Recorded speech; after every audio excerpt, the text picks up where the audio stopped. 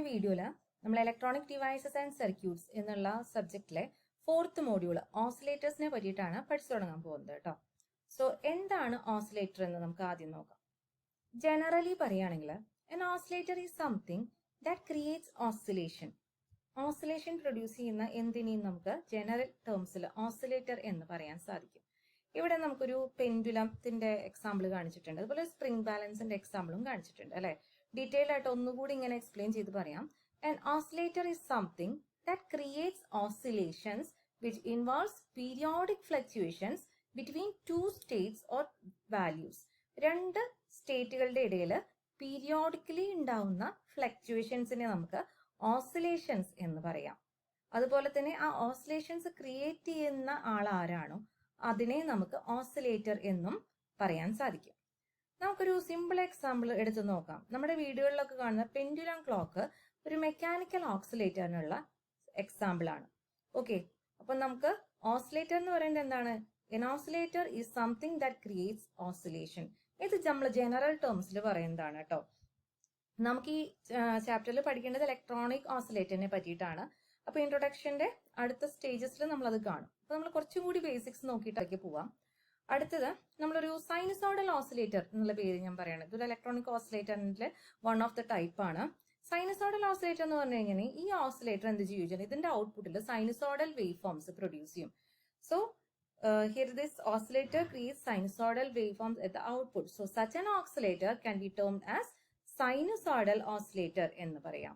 ഇനി നമ്മുടെ ഇലക്ട്രോണിക്സിന്റെ ടേംസിൽ പറയുകയാണെങ്കിൽ ഓസിലേഷൻ നടക്കുന്നത് രണ്ട് വോൾട്ടേജസിന്റെ ഇടയിലാണ് ഈ ഫ്ലക്ച്വേഷൻസ് നടക്കുന്നത്. So in electronic engineering we discuss about the oscillations in terms of voltages that are fluctuating between two values. Okay. അതുപോലെ തന്നെ നേരത്തെ നമ്മൾ സൈനുസോഡൽ ഓസിലേറ്ററിന്റെ കേസ് പറഞ്ഞ പോലെ തന്നെ ഓസിലേറ്റേഴ്സിന് സൈൻ വേവ് മാത്രമല്ല പ്രൊഡ്യൂസ് ചെയ്യാൻ പറ്റുക.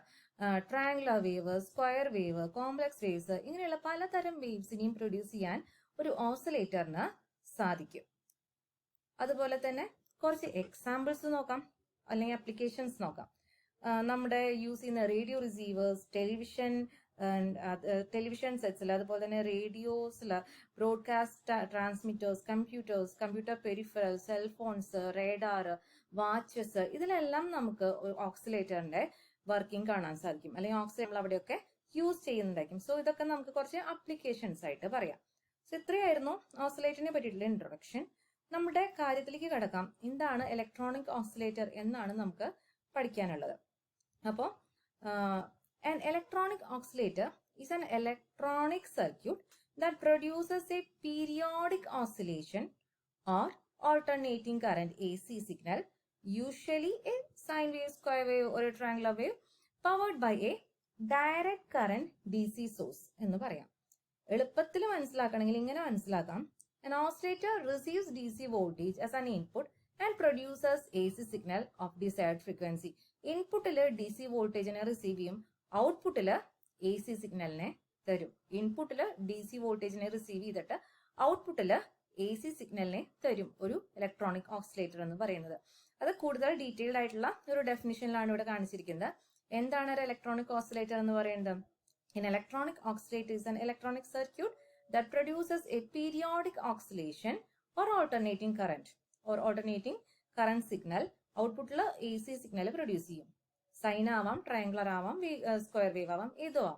Powered by a direct current DC source. അത് ഓസിലേറ്ററിന് എന്ത് കിട്ടുമ്പോഴാണ് നമുക്ക് ഈ സൈൻ വേവ് കിട്ടുന്നത്?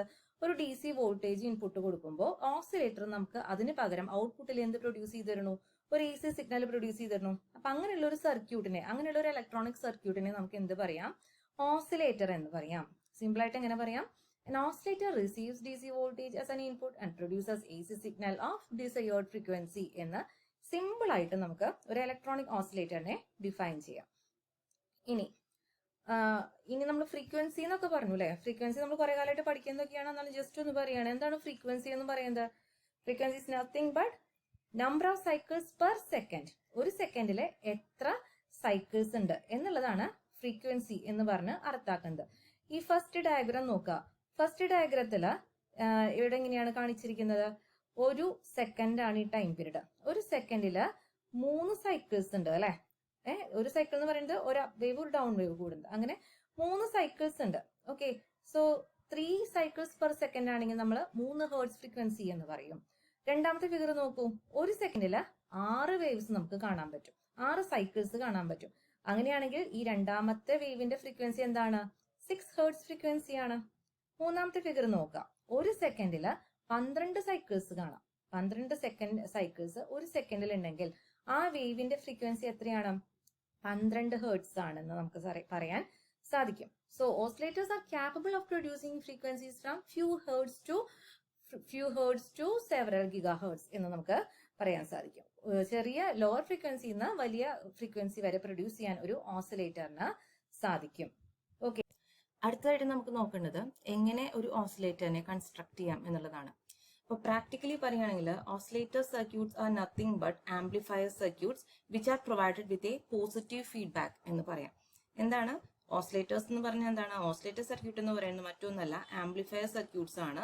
ആംപ്ലിഫയർ സർക്യൂട്ടിന്റെ കൂടെ എന്തുകൂടെ ഉണ്ടാവും? ഒരു പോസിറ്റീവ് ഫീഡ്ബാക്ക് നെറ്റ്വർക്ക് കൂടെ അതിന്റെ കൂടെ ഉണ്ടായിരിക്കും. സോ ഈ ഫീഡ്ബാക്ക് സെക്ഷനിൽ നമ്മൾ കണക്ട് ചെയ്യുന്ന കമ്പോണൻസ് ഇൻഡക്ടറും കപ്പാസിറ്ററും ആണെങ്കിൽ അത് LC ഓസിലേറ്റർ ആവും. റെസിസ്റ്റൻസും കപ്പാസിറ്ററും വെച്ചിട്ടാണ് ഫീഡ്ബാക്ക് യൂണിറ്റ് ഉണ്ടാക്കുന്നതെങ്കിൽ അത് നമ്മുടെ RC ഓസിലേറ്റർ ആവും. അങ്ങനെ പല ഡിഫറൻസസ് നമുക്ക് പറയാം. ഞാനൊരു എക്സാമ്പിൾ LC ഓസിലേറ്റർ എങ്ങനെ അതിന്റെ ഫീഡ്ബാക്ക് സെക്ഷൻ എങ്ങനെ ഉണ്ടാക്കാം എന്നുള്ളത് കാണിച്ചു തരാം. ആദ്യം തന്നെ നമ്മൾ എന്ത് ചെയ്യണം? LC ഓസിലേറ്റർ ചെയ്യാൻ ഒരു കപ്പാസിറ്റർ എടുക്കണം. ആ കപ്പാസിറ്ററിന്റെ രണ്ട് എൻഡും നമ്മളൊരു DC പവർ സപ്ലൈ വെച്ചിട്ട്, ഒരു ബാറ്ററി വെച്ചിട്ട് വോൾട്ടേജ് സോഴ്സ് സപ്ലൈ ചെയ്യണം. ഇനി അത് കഴിഞ്ഞ് കഴിഞ്ഞാൽ സപ്ലൈ ചെയ്ത് കഴിഞ്ഞ് കഴിഞ്ഞാൽ നമ്മുടെ കപ്പാസിറ്റർ ഫുള്ളി ചാർജ് ആവും. ഫുള്ളി ചാർജ് ആയി കഴിഞ്ഞാൽ കണക്ട് ചെയ്തിരുന്ന വോൾട്ടേജ് സോഴ്സ് നമ്മൾ അവിടെ നിന്ന് എടുത്ത് മാറ്റും. ഇനി എന്ത് ചെയ്യണം എന്ന് വെച്ച് കഴിഞ്ഞാൽ ഈ വോൾട്ടേജ് സോഴ്സുള്ള ഈ ഫുള്ളി ചാർജ് ആയിട്ടുള്ള ഈ കപ്പാസിറ്റർ നമ്മൾ ഇൻഡക്ടറുമായിട്ട് കണക്ട് ചെയ്യണം. ഇൻഡക്ടറുമായിട്ട് കണക്ട് ചെയ്ത് കഴിയുമ്പോൾ നമുക്ക് ഈ കപ്പാസിറ്ററിന്റെ ഇൻഡക്ടറിന്റെ ഇടയിൽ ഒരു എനർജി ട്രാൻസ്ഫറൻസ് ഉണ്ടാവുന്നത് നമുക്ക് കാണാൻ സാധിക്കും. ഓക്കെ, ഈ എനർജി ട്രാൻസ്ഫറൻസ് കാരണം നമുക്ക് ഔട്ട്പുട്ടിൽ എന്ത് കിട്ടും? ഒരു AC വേവ് കിട്ടുന്നതായിരിക്കും, ഒരു AC സിഗ്നല് കിട്ടുന്നുണ്ടാവും. സോ നമ്മൾ ഇതുവരെ എന്തൊക്കെയാ പറഞ്ഞത്? നമുക്കൊരു ഓസിലേറ്റർ സർക്യൂട്ട് ഉണ്ടാക്കാൻ വേണ്ടിയിട്ട് മെയിൻ ആയിട്ട് വേണ്ട കാര്യങ്ങൾ എന്ന് പറയുന്നത് ഒരു ആംപ്ലിഫയർ വേണം, ഒരു പോസിറ്റീവ് ഫീഡ്ബാക്ക് വേണം. ഈ പോസിറ്റീവ് ഫീഡ്ബാക്ക് എന്ന് പറയുമ്പോൾ ഫീഡ്ബാക്ക് സെക്ഷനിൽ നമുക്ക് പല കമ്പോണൻസ് വെച്ച് ഫീഡ്ബാക്ക് ഇത് ഉണ്ടാക്കാൻ പറ്റും. ഇപ്പൊ LC വെച്ചിട്ടാണ് ഉണ്ടാക്കുന്നതെങ്കിൽ അത് എന്തായിരിക്കും? LC നെറ്റ്വർക്ക് വെച്ചിട്ടാണ് നമ്മൾ ആ ഒരു കൺസ്ട്രക്ട് ചെയ്യണേ ഫീഡ്ബാക്ക് പാർട്ട് ഉണ്ടാവുക വെച്ചാൽ ആ ഓസിലേറ്ററിന്റെ പേര് LC എന്നോ LC ഓസിലേറ്റർ എന്നായി മാറും. ഇപ്പോൾ RC വെച്ചിട്ടാണ് നമ്മൾ ഫീഡ്ബാക്ക് സർക്യൂട്ട് ഉണ്ടാവുക വെച്ചിട്ടുണ്ടെങ്കിൽ മൊത്തം ഓസിലേറ്ററിന്റെ പേര് എന്താവും? RC ഓസിലേറ്റർ എന്നായിട്ട് മാറും. നമ്മൾ ഡീറ്റെയിൽ കാണും. ഇത് ഞാൻ ഇൻട്രൊഡക്ഷൻ ആയിട്ട് മാത്രം പറഞ്ഞു പോകുന്നതാണ്. ഈ LC ഓസിലേറ്ററിന്റെ ഫീഡ്ബാക്കിന്റെ പാർട്ടാണ് നമ്മളിപ്പോൾ പരിചയപ്പെട്ടത്. എന്തൊക്കെയാ കണ്ടത്? To construct an oscillator circuit, just take a capacitor, charge this capacitor by connecting a DC voltage source. After the capacitor is fully charged, disconnect the DC voltage source. Okay, now if you connect this charged capacitor across an inductor, you will see a energy exchange takes place between this capacitor and inductor. Okay, so the sequence of repeated charge and discharge happens between the capacitor, inductor. So this results in alternating motion of electrons. As a result, we will be getting alternating current at the output of the oscillator. Okay. So let us discuss the working principle of an oscillator.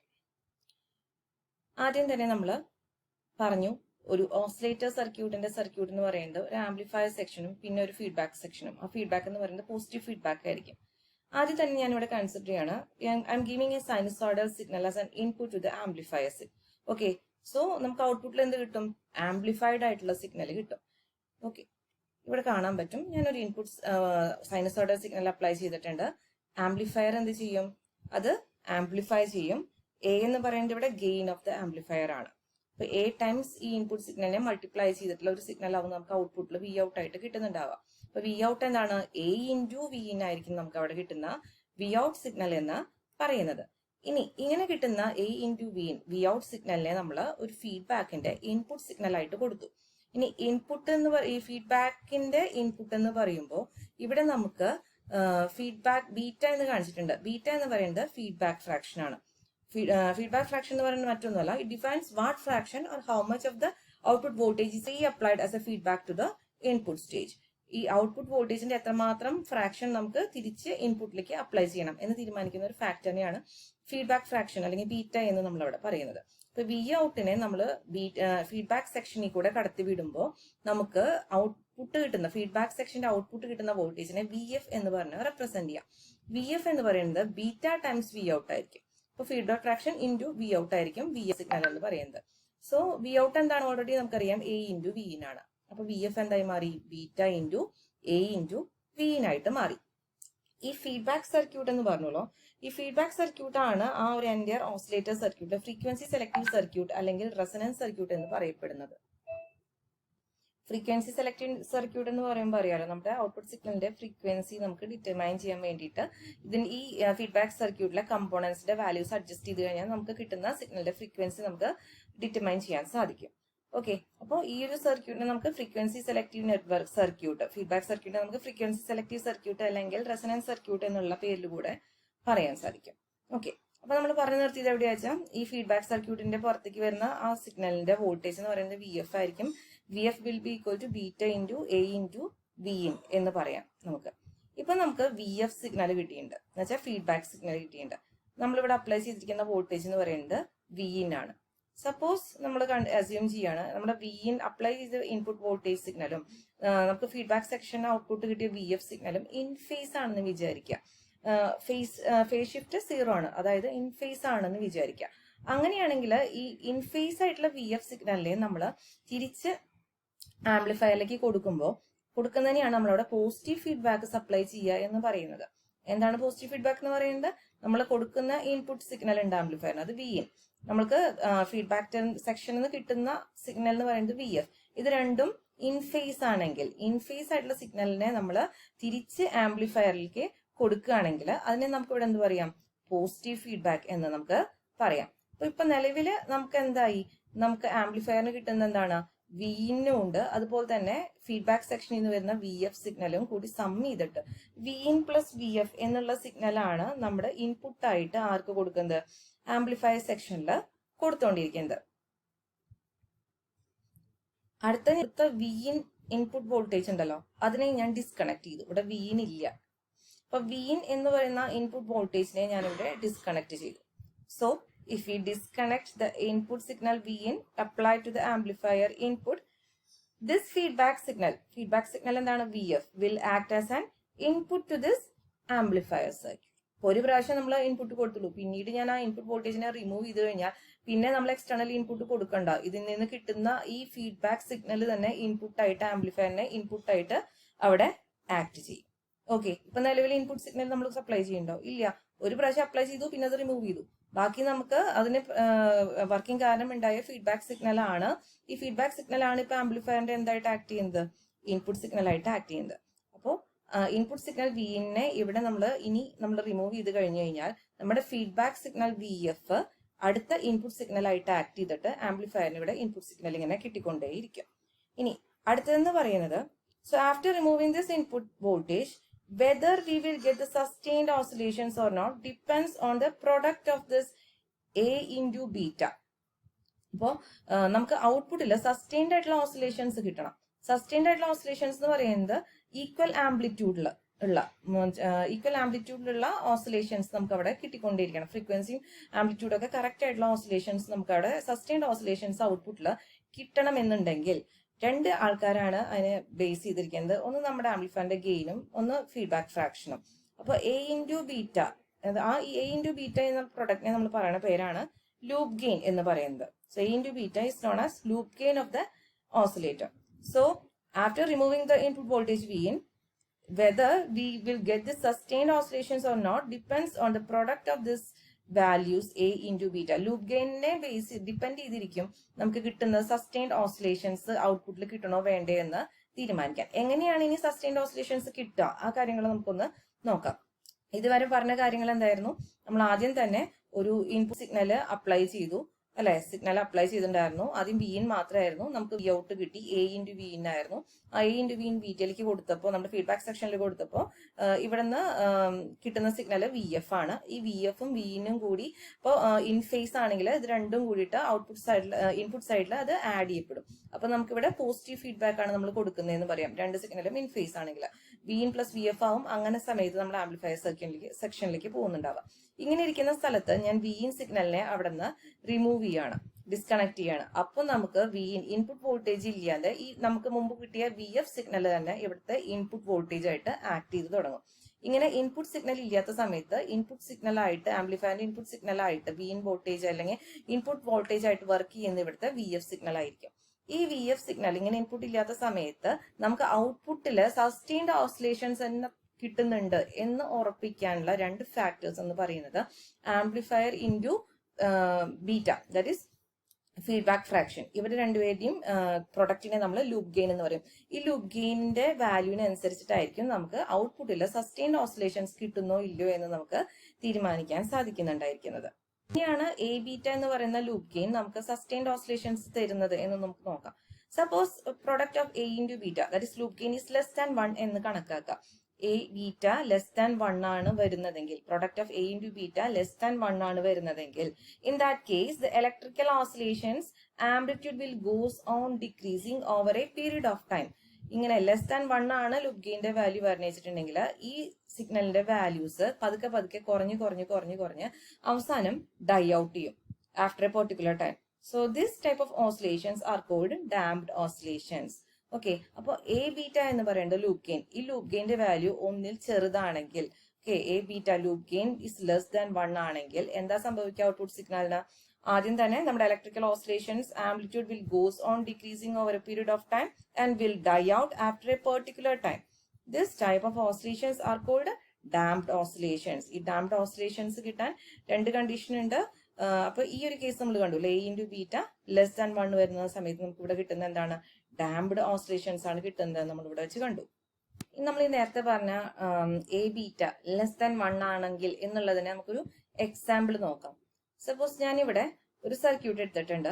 ഈ ഒരു circuit A beta loop gain 0.6 ആണ് എടുത്തിരിക്കുന്നത്. 0.6 എന്ന് പറയുമ്പോൾ എന്താണ്?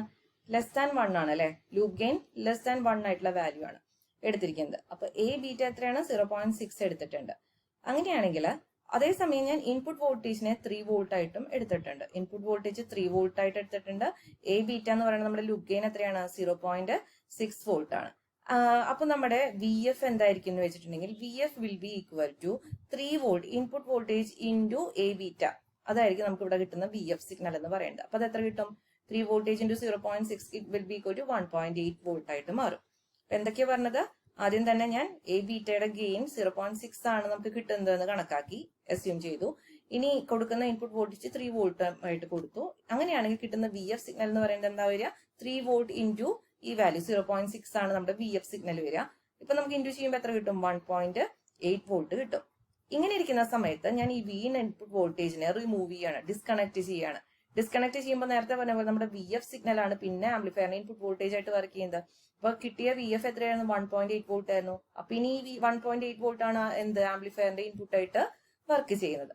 എപ്പോഴും നമ്മുടെ feedback loop gain എന്ന് പറയുന്നത് എന്താണ്? 0.6 തന്നെയാണ്.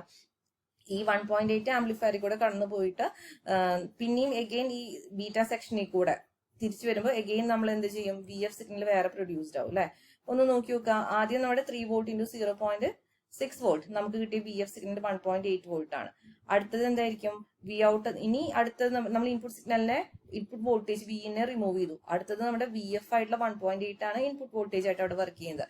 ഈ 1.8 ഇൻറ്റു 0.6 ചെയ്യുന്നതായിരിക്കും അടുത്ത ഫീഡ്ബാക്കിന്റെ VF ആയിട്ട് വരുന്നുണ്ടാവുക. That will be equal to 1.08 volt ആണ്. പുതിയ VF എന്തായി? 1.08 വോൾട്ട് ആയി. ഓക്കെ, ഇനി 1.08 ആണ് നമ്മുടെ ആംപ്ലിഫയറിന്റെ ഇൻപുട്ട് വോൾട്ടേജ് ആയിട്ട് ആക്ട് ചെയ്യുക. ഓക്കെ, VIN ആയിട്ട് ആക്ട് ചെയ്യുക. അപ്പൊ നമ്മുടെ ഔട്ട്പുട്ട് വോൾട്ടേജ് എന്താവും? 1.08 ഇൻറ്റു 0.6 വരും. That will be equal to 0.648 volt ആവും ആണല്ലോ. അതുപോലെ തന്നെ അഗെയിൻ നമ്മൾ ഇതിങ്ങനെ ചെയ്തു വരുമ്പോൾ പിന്നെ ഇൻപുട്ട് വോൾട്ടേജ് VF ആണ് 0.648. ഇതാണ് അടുത്ത ഇൻപുട്ട് ആയിട്ട് ആക്ട് ചെയ്യുന്നത്, ഇൻപുട്ട് വോൾട്ടേജ് ആയിട്ട്. ഫീഡ്ബാക്ക് ഫ്രാക്ഷനിൽ കൂടെ കടന്നു പോകുമ്പോൾ എന്ത് കിട്ടും? നമുക്ക് കിട്ടുന്നത് 0.389 വോൾട്ട് ആണ്. Again this voltage become our V reference voltage. Okay, പിന്നെയും V ഔട്ട് എന്ന് പറയുന്നത് എന്താവും? 0.389 വോൾട്ട് ഇൻറ്റു 0.6 ആയി മാറും. അങ്ങനെ ചെയ്യുമ്പോൾ നമുക്ക് 0.233 വോൾട്ട് കിട്ടും. ഇതുപോലെ ചെയ്ത് പോകുമ്പോൾ നമുക്ക് കിട്ടും ആംപ്ലിറ്റ്യൂഡ് വാല്യൂസ് ഇവിടെ കുറഞ്ഞു വരേണ്ടത് കാണാം. പിന്നെ 0.14 വോൾട്ട് ആയി, പിന്നെ അത് 0.084 വോൾട്ട് ആയി. പതുക്കെ അത് 0യിലേക്ക് അപ്രോച്ച് ചെയ്യുന്നത് കാണാൻ നമുക്ക് സാധിക്കും. So in this way, every time this input signal passes through this loop, the amplitude of the output signal will reduce, and after a particular time period, the oscillations in the circuit will die out. Okay, and these type of oscillations are called damped oscillations. ഇപ്പൊ നമ്മള് A beta loop gain less than 1 ആയിട്ടുള്ള condition കണ്ടു. അടുത്ത് നമ്മൾ ഇനി A beta greater than 1 condition നോക്കാം. ഈ A beta greater than 1 condition വന്നു കഴിഞ്ഞാൽ എന്താ സംഭവിക്കാൻ നോക്കാം. സോ ഈ ഒരു ഡയഗ്രത്തിൽ തന്നെ നമുക്ക് മനസ്സിലാക്കാം. whenever the input signal passes through the loop, the amplitude of the output signal will increase. എപ്പോഴാണോ ആ ലൂപ്പിൽ കൂടെ സിഗ്നൽ കടന്നു പോകുന്നത്, ആ സിഗ്നലിന്റെ ഔട്ട്പുട്ട് സിഗ്നലിന്റെ ആംപ്ലിറ്റ്യൂഡ് ഇൻക്രീസ് ചെയ്ത് പോകുന്നതാണ് നമുക്ക് ഈ ഒരു ഡയഗ്രത്തിൽ കാണുന്നത്. Hence, we can say that the oscillations in the circuit will build up, and after a particular time period, they will reach the level of VCC of the oscillator circuit. പതുക്കെ പതുക്കെ amplitude കൂടിയിട്ട് നമുക്ക് maximum voltage VCC ആണ് നമ്മൾ സർക്യൂട്ടിന് കൊടുക്കേണ്ടത്. ആ ഒരു വോൾട്ടേജിലേക്ക് എത്തുന്നത് കാണാൻ സാധിക്കും. അപ്പോൾ loop gain A beta greater than 1 വെക്കുമ്പോഴും നമുക്ക് സസ്റ്റെയിൻഡ് ഓസിലേഷൻസ് അല്ല കിട്ടുന്നത്. ആംപ്ലിറ്റ്യൂഡ് പതുക്കെ പതുക്കെ കൂടിയിട്ട് VCC വരെ എത്തി നിൽക്കുന്ന രീതിയിലുള്ള ഓസിലേഷൻസ് ആണ് നമുക്ക് ഇവിടെ കിട്ടുന്നത്, അല്ലെ? അപ്പൊ ഇവിടെയും നമുക്ക് കിട്ടുന്നത് ഡാംപ്ഡ് ഓസിലേഷൻസ് തന്നെയാണ്.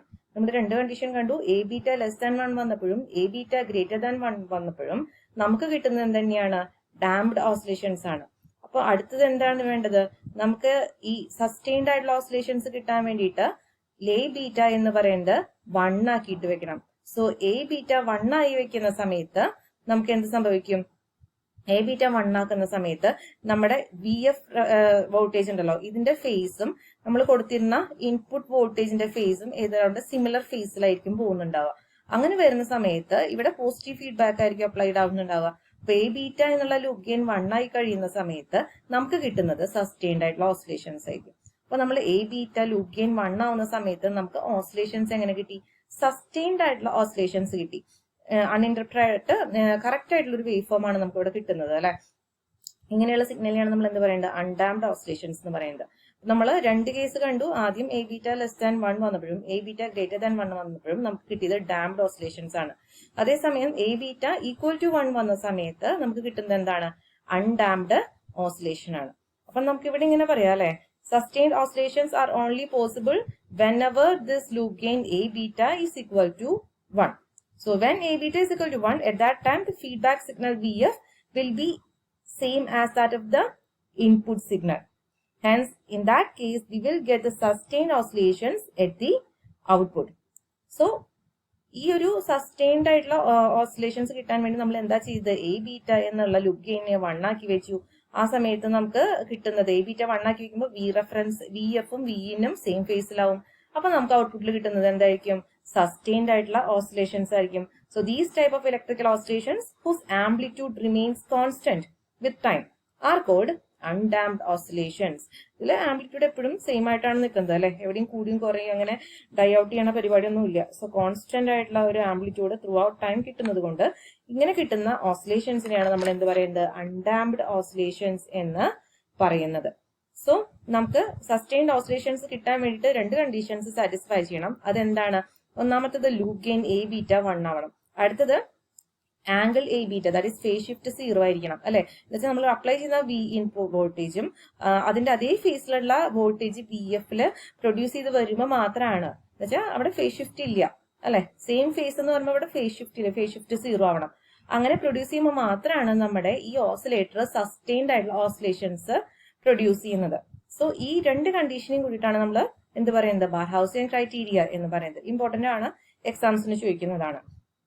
അപ്പോൾ നമുക്ക് സസ്റ്റെയിൻഡ് ഓസിലേഷൻസ് ഔട്ട്പുട്ടിൽ കിട്ടണമെന്നുണ്ടെങ്കിൽ രണ്ട് കാര്യങ്ങൾ സാറ്റിസ്ഫൈ ചെയ്യണം. ഒന്ന്, ലൂപ്പ് ഗെയിൻ എ ബീറ്റ 1 ആയിരിക്കണം. അടുത്തത്, phase shift A beta will be equal to 0, എന്ന് വെച്ചാൽ VFും Vനും ഇൻ ഫേസ് ആയിട്ടുള്ള രീതിയിൽ വരണം. അപ്പൊ ഈ രണ്ട് കണ്ടീഷനെയാണ് നമ്മൾ എന്ത് പറയുന്നത്?